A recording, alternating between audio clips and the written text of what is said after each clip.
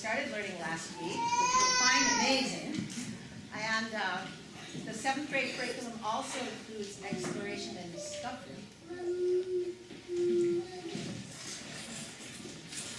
Sir Francis Drake, his daring deeds. When Francis Drake was only 10, he went to sea with grown-up men, and flabbergasted all the crew by quickly learning what to do. He fathomed ways of wind and tide, in storms he just brushed fear aside. He learned to steer and read a map, lion-hearted little chap.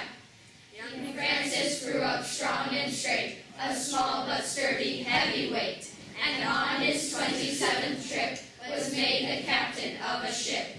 He joined a fleet which planned to go exploring parts of Mexico, but when they reached those distant lands, they found the place in Spanish hands. The Spaniards bowed and smiled and waved. They seemed extremely well behaved. The English thought it would be best to anchor there and have a rest. At dawn the next day, the Spaniards crept to rob the sailors as they slept. But Drake awoke to arms. He roared and drove the Spaniards overboard.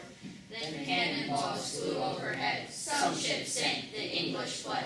Drake muttered as he put to sea, They haven't heard the last of me.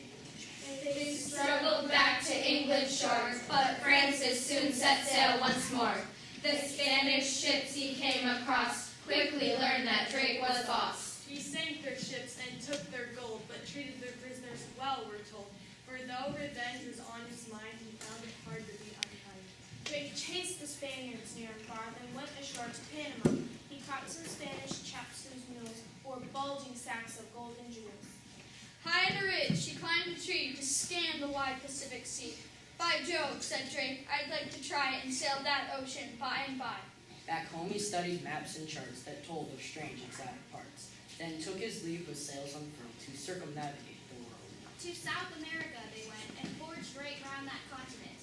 They had a rough and stormy ride while sailing the Atlantic side. Up surged a storm, the wild winds blew, a ship was sunk, and with all her crew, another turned and headed home, yet Francis battled on alone. They went ashore to have a nap, but local tribes had set a trap, and Drake, exhausted by the fight, decided it was time for flight.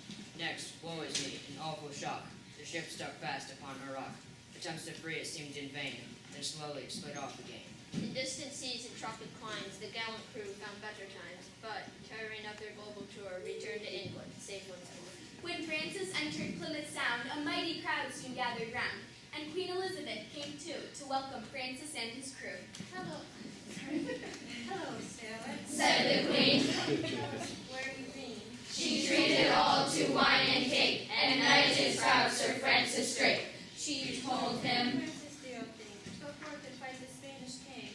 His galleons gather anchor deeds, to take my land and call it his. Francis, always keen for action, rubbed his hands in satisfaction. He hailed his fleet and steered for Spain to face those Spaniards once again. Now in Cadiz, Sir Francis Drake spied his foes just half awake. He sank their ships, ransacked the town, and burnt their mighty castles down. Back at home his kinsmen cheered. Huzzah! To hear he'd singed King Philip's beard. The Queen of England, much impressed, said, well done, Drake, now take a rest. Drake took a break and went away to have a well-earned holiday. Relaxing now with carefree thoughts, he filled his days with games and sports. As he played up bowls one day, a frantic message came to say, a brand new Spanish fleet's been seen. Come quickly, Francis, time to the point. Drake finished off his game, of course, then gathered up his fighting force, and sailing forth soon came to grips with all the waiting Spanish ships. King Philip's ships were tall and slow, the English vessels fast and low. They darted out and in again among the clumsy ships. They fired their guns with such effect that many of the Spanish ships were wrecked. The discombobulated foe decided it was time to go. Sir Francis stretched his sword with glee to see the grand armada flee. He sent a message to his fleet. Well done, brave lads, revenge is sweet. The English sailors, pleased and proud, sped home to face a joyful crowd. Their Queen Elizabeth the Great laid on a feast to celebrate. She said, you steadfast sailors all, who bravely answered England's call, have Spanish fleet to shame, and earn yourselves undying fame. At least 400 years from now, your tale will still be told, I vow. And my bold Sir Francis' valiant crew, England will